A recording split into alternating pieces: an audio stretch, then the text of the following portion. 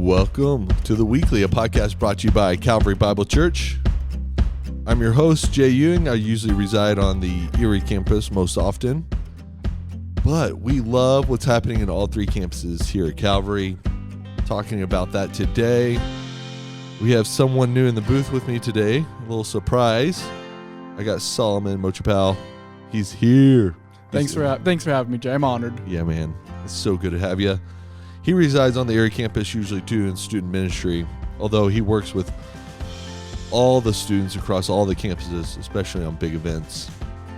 Yeah, that's right. And we actually have our big one coming up this spring break, so we're going on our big Ironman trip. Man, you're segueing already before me. I mean, that's just our next big trip that's happening. Get to hang out with all three campuses.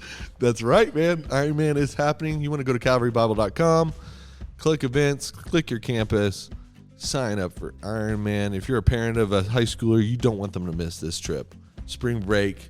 It's a wonderful trip. It has been going for how many years? How many years is Ironman? 25? 27? Definitely mid-20s. But yeah, famous trip that Gary started. It'll actually be my first year, but I'm told by everyone that this is the best trip for us to go on. Yeah. So I'm excited. Yeah, man. Ironman. I've been on Ironman before. No way. Yeah. Gary brought me in about 7 years ago to speak one night at Ironman. And it snowed in Colorado. And so I got stuck in California and had to go to the beach with all the high schoolers for one day. Wow, how terrible. It really snowed and my flight got canceled for the day. So I just hung out with high schoolers. That's sweet. That's awesome. Man. Gary and I tore it up in spike ball on the beach with the high schoolers, man. No way. You were playing spike ball 7 years ago? Yeah. Wow. On the beach in California on spring break. Yes. While everyone was suffering through the cold. It was great. Yeah, that sounds awesome. Yeah, I love Ironman. It's such a great event. Man, why the name Ironman? Do you know? I think so. I mean, I was not there when it was named. Yes. But I think it comes from the passage in Proverbs talks about as iron sharpens iron, one man sharpens another. Yeah. That I think that's probably where that the name comes from. And sort of the theme of Ironman as well is sort of the spiritual disciplines. High schoolers engage in some intentional disciplines through that week to really get in their bags to take into their everyday life, right? Totally, yeah. My impression is it's probably we borrow from that verse, but also it's a spiritual form of when you think about someone doing like a physical Ironman, like the big race or big physical event that people do that they call an Ironman, that we are trying to create that spiritual intensity, spiritual growth, spiritual stretching on this trip. And so, I mean, I've just heard so many stories of, I mean, Gary did all-nighters, they did prayer through the night, he kept them awake all night long. And so there's been a little bit of changes, but that's definitely what we're trying to do and accomplish and really stretch students as they grow. Man, that's awesome. So good. Actually, for those who don't know at Calvary, and I think it's really interesting, they do a senior trip post Ironman. So everyone else goes home on the buses. The seniors engage in a senior trip. Yep.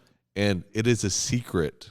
Like once you get on the senior trip, you pledge your fidelity never to reveal what you did on the senior trip. It's true. Yeah, I'm going, and I still don't know exactly yet what we're doing. So for 8 years, 7.5 years that I've been on staff, I've tried to figure out what senior trip is and does.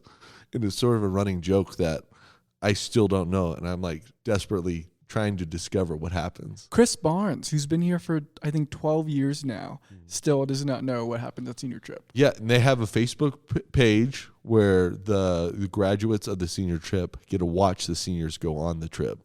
Yeah. So it's a very exclusive club that you want your senior to be a part of. Exactly. Yep. So if you have a senior, this is a great trip to set them on. Ironman, just so that they can be on senior trip. Yeah. It's really funny. Gary, I always try to ask Gary little tidbits, and he knows what I'm doing. I'm fishing for information on senior trip. It's really funny. Every year I get reminded on Ironman that I do not know what happens on senior trip, and so I have to go on it. Like someday I'll have to take the seniors on senior trip so I know what's going on. Yeah. I mean, you could just be a small group leader. I could be a small group leader. All right, so that's really fun, Solomon. I'm so glad you're in the booth. Tell us a little more about yourself. How long you've been on staff?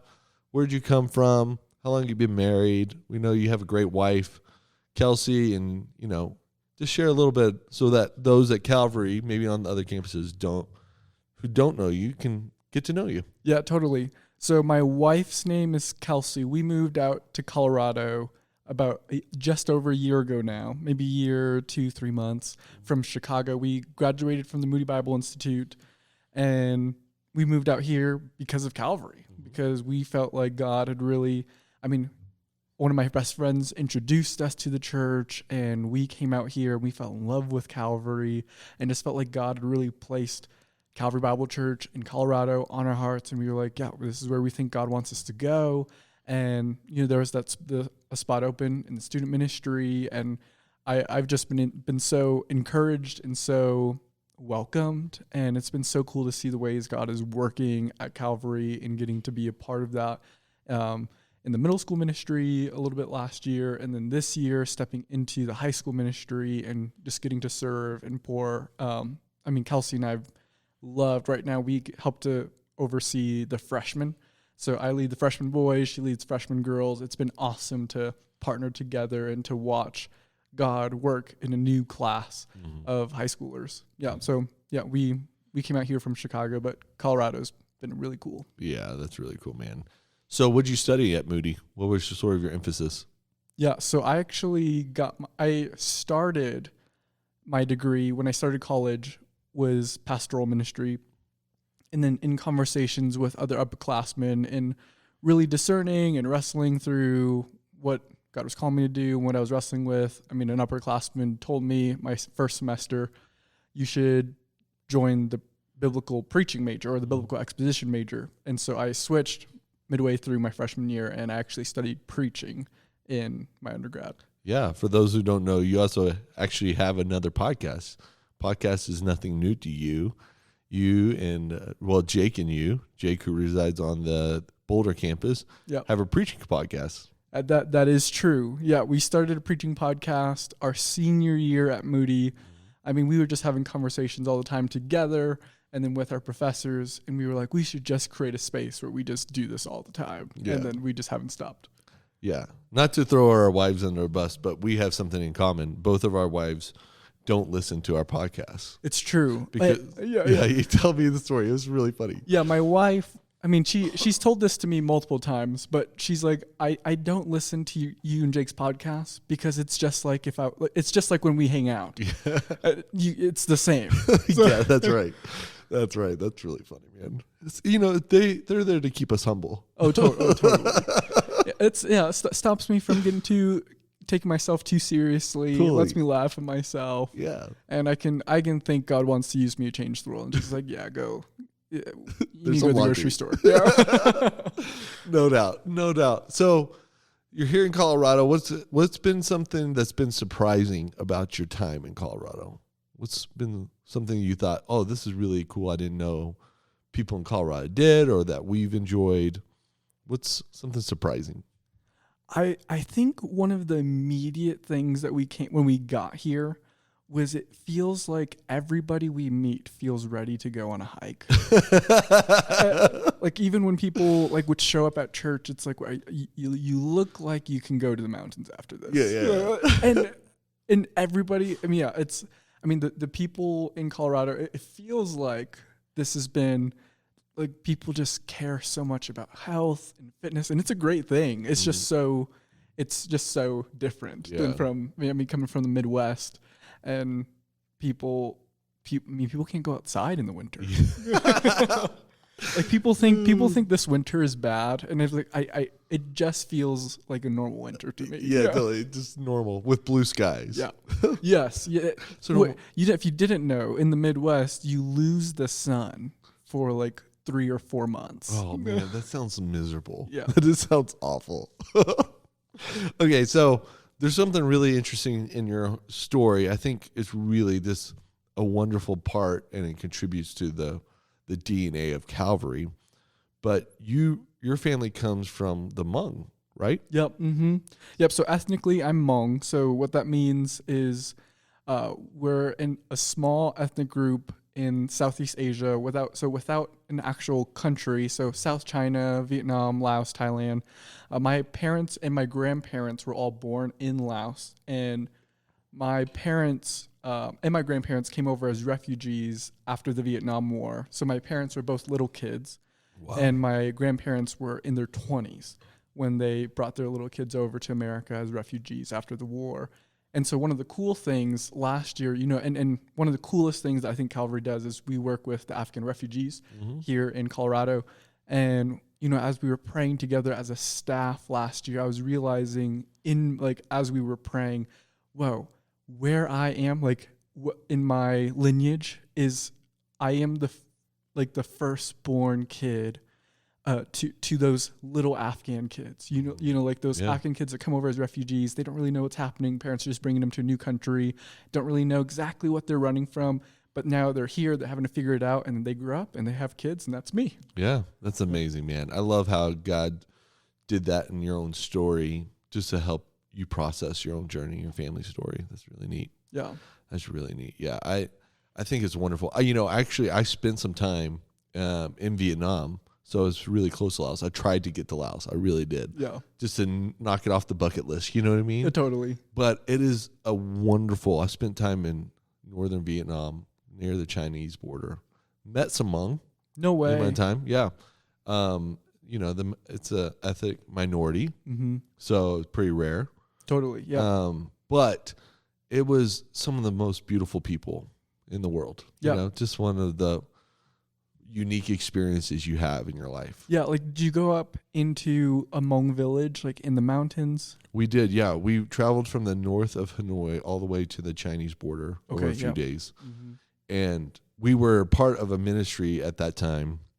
This is before 9/11 even. Yep. So I was graduating senior high school. We were sort of the exploratory group to see how far the government would let us get into northern Vietnam. Right. And so we met people that had never seen white people before. Yeah. And we visited a few minority people groups while we were there. Yeah. It was a beautiful experience. It's super remote. Up there. There's Hmong people, especially, but also those other small minority, Southeast Asian groups, are just tucked away into the mountains, away from kind of the rest. The story of Hmong people, and I'm sure of the other people groups, is they're migratory groups where they go to new places and people don't want them. Right. And so they go and they make their villages and set up in the mountains.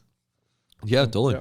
Totally. That's part of their story. And it's just a wonderful part of the world and wonderful part of the country with the sad history in our past. Does that make sense? Yeah, totally. Yeah. Okay, let's jump in. We were just in Luke 18 and some great preachers on all three campuses in Luke 18. Especially in the Erie campus. No, that's not true at all. If you want to listen to someone great, you should go listen to Tom. But, Luke 18, we're sort of turning the corner. It seems like, from my reading, that we're turning the corner from sort of the finality of Jesus' ministry in Galilee, Capernaum, the regions surrounding the Judean countryside and other places, right, northern and southern. And now Jesus is about to head this next week in Luke 19 into Jerusalem for his final week of life. As you were reading Luke with the church, what's sticking out to you, Solomon, with what Jesus is doing, or what is he saying that's really sticking out to you? Yeah, that's a great question. I've been really challenged as I continue to read. The parables, and the way that Jesus is teaching and telling stories, and in ways that it's. So sometimes I don't know if you feel this way, Jay. But when I've been reading through Luke this time, I've been kind of even confused.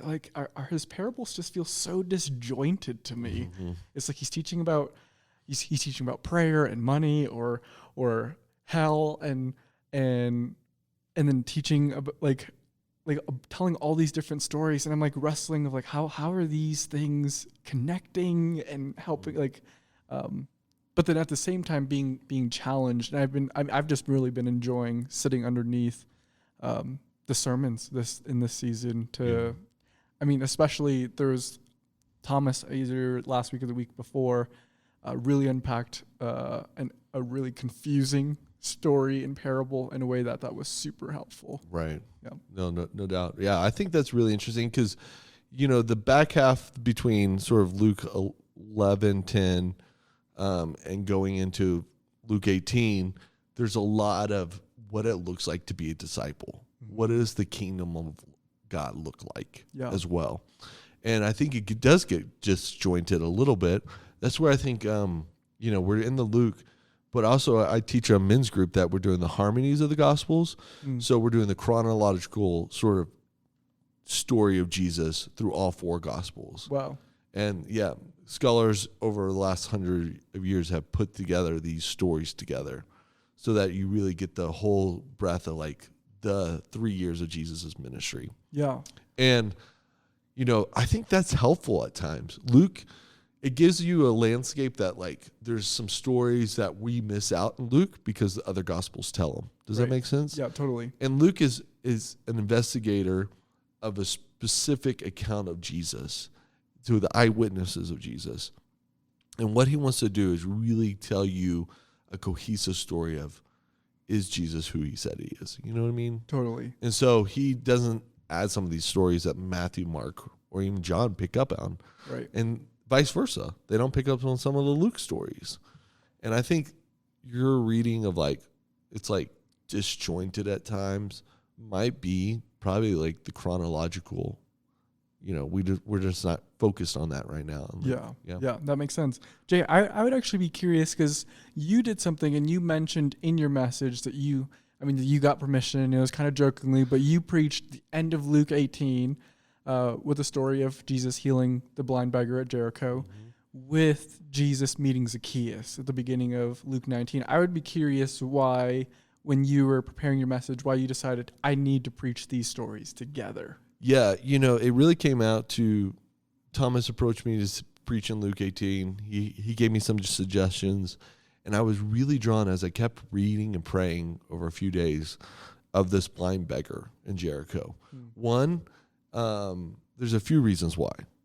One is that it was in Jericho, and that really caught my attention really early on because God's been up to something in Jericho for a very long time with the even the lineage of Jesus coming through Jericho, Rahab. Right, yep. A lady who Sting sang about, Roxanne, red light lady. And her faith, as Hebrews says, is really commended. And it reminded me that God is about the nations and has been for a very long time. Yeah. And then I got to reading the text and I was like, wait a minute. Actually, this is where our chapters and verses fail us. These two stories are connected because they're in Jericho. Like I couldn't just preach one of them because they're both, the blind man and Zacchaeus, happen in Jericho right before he gets through Jericho to go to the triumphal entry to Jerusalem. Yeah. He's literally walking through the town, maybe a day, maybe less than a day. Yeah. And then he's going to climb the road from Jericho, Jerusalem, to the triumphal entry. He will tell a parable in Luke 19. It's a very poignant parable on his way. So he's literally ascending, climbing with his disciples. I'm sure they're taking rest breaks because it's 18 miles uphill. Yep. And it's hot, arid. It's not very much shady. There's a lot of commerce on this walk, we know. Right. And so I was really struck by that, the Jericho connection.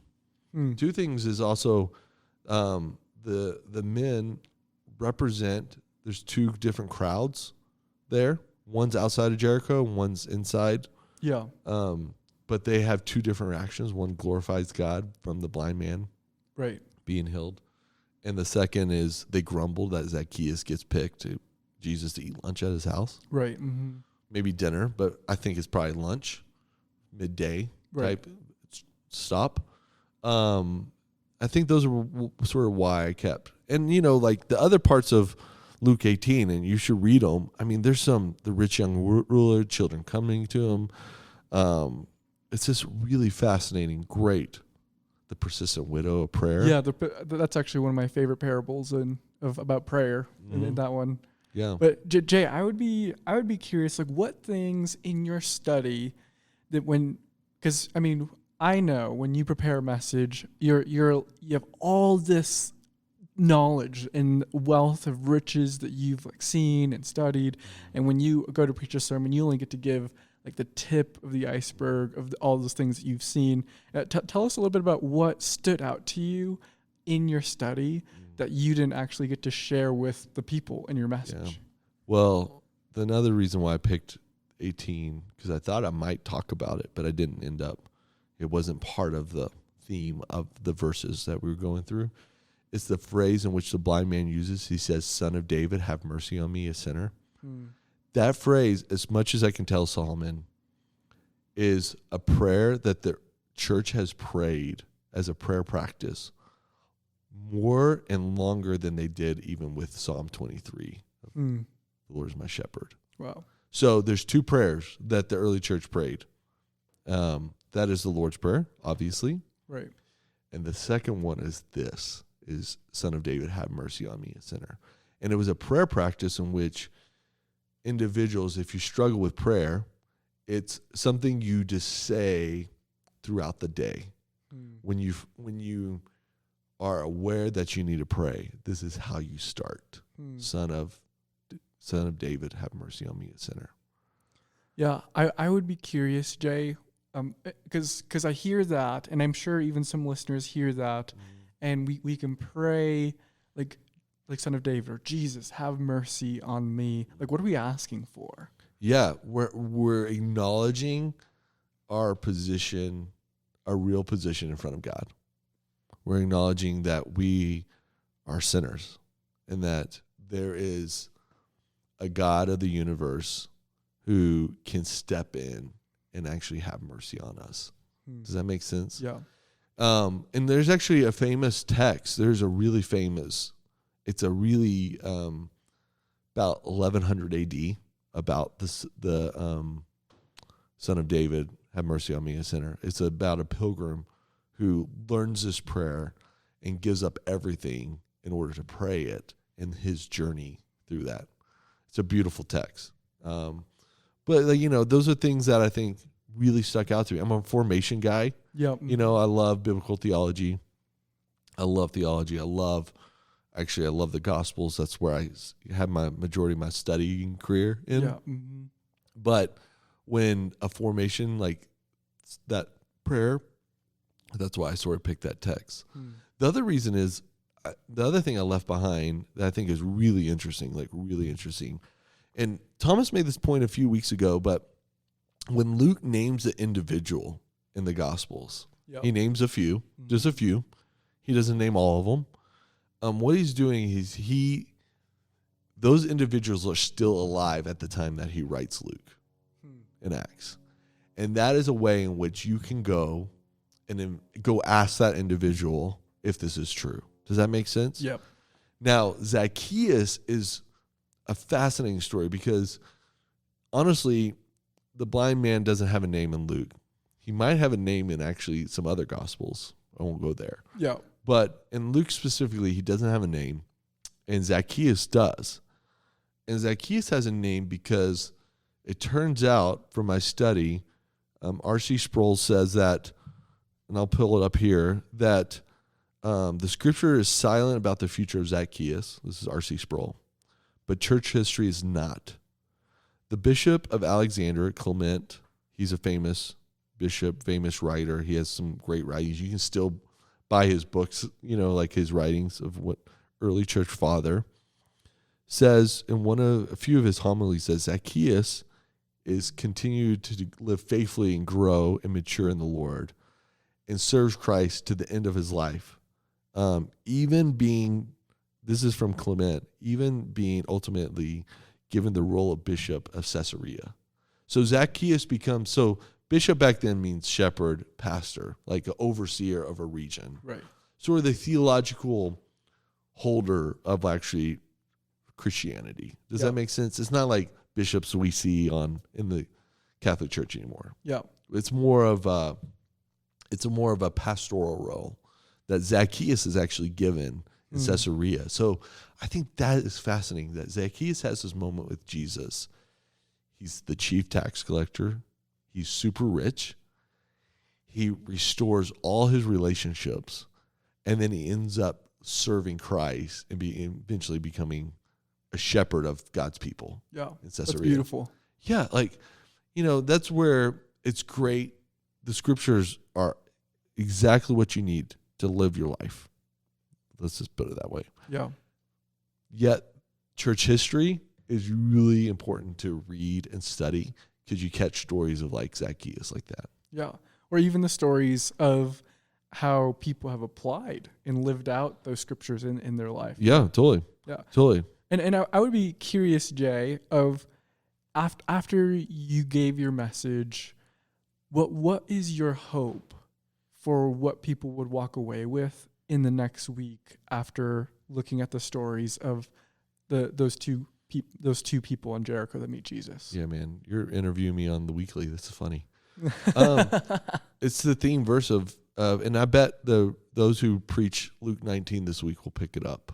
Jesus came to seek and save the lost. Yeah. He tells us exactly after the blind man and Zacchaeus in Jericho what he's about. And it's a theme verse of Luke.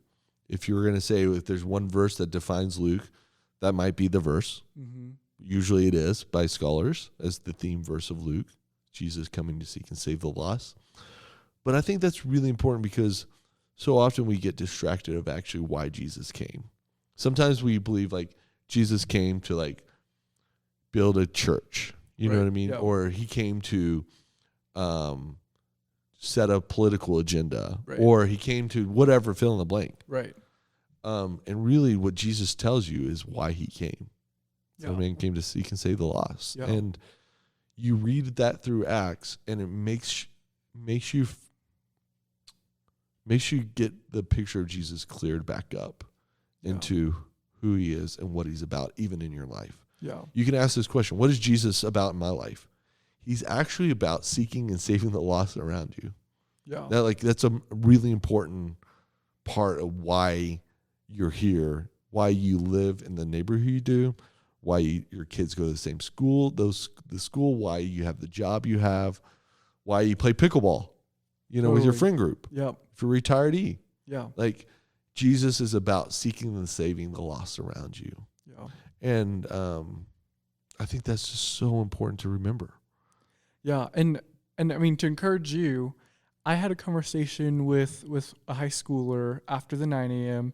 And, something cool that we're doing right now in the high school ministry is that each of the the major public high schools that make up our high school community, we have different student prayer leaders who are going to start weekly prayer meetings at their school. That's praying amazing. That God would work in their school, that would use them, and I had a student who's leading his first prayer meeting this week. And he came up to me and he's like thinking through, how do we get more people and invite people to come and pray? And he's like, the message today reminded me that I could go and look for people who look lost, who are on the margins, or who sit by themselves, and I can go to them and be like, hey, do you want to come pray with me? Yeah, totally. And I think that speaks, kind of even getting at what you're saying of who Jesus is, which is, I was encouraged yesterday.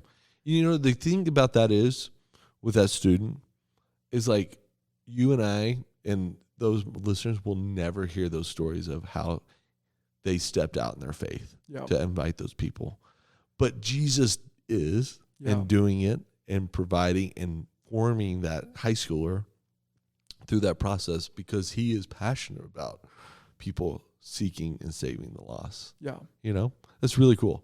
I can't wait for those prayer groups and to hear in the years to come the fruit in which the Lord has produced just by some students being faithful. Yeah. Oh no, I'm so pumped. I mean, I'm praying that the work that we do at W&T, just launches them to see God work even in more powerful ways in the places that they spend most of their day. Yeah, man. I love this place because we are building Christ-centered communities Like, it's what we're passionate about, right? Yep. Mm-hmm. And part of that is making disciples and empowering them. Yep. And I love that W&T is doing that. Yeah. That's awesome, man. Yeah. Keep up the good work. I appreciate it, Jay. I love getting to be here. Yeah, man. It's so good to sit down with you. As we think about, as people of Calvary, as we think about W&T student ministries, what are some ways in which we can pray as a community for W&T, for high schoolers, for middle schoolers, for students at Calvary? Yeah. The one value, each year we kind of have a value, or in a season we have a value that we're starting to get after. And in this season, one of the values that we're getting after is we want to be people who share the good news about Jesus. Mm-hmm. And so we're trying to help to create a space and a culture where our students are people who have eyes for their friends and their teammates and people they work with, that to be people who share Jesus with them. So you can be praying that will start to just catch a fire in the hearts of our students, that we would be people who love people the way Jesus does. Solomon, I think we at Calvary would be honored to be praying with you over that. So Calvary, let's do that. This next season between here and Easter, let's continue to pray for student ministry and for our students to be bold in their faith, unhindered in their faith, and that we would see some fruit from their hard labor. Yeah. Yeah. All right, Calvary, thanks so much. Like always, you can write us at theweekly@calvarybible.com. We love to hear from you. Hit me up in the lobby. Hit Solomon up. Tell him how awesome he is and what he's doing here at Calvary. Also, aren't you just glad that the Lord is moving among us? He's alive and active today. And guess what? He's doing that exact same thing in your life. So we're praying for you as well. Have a great week.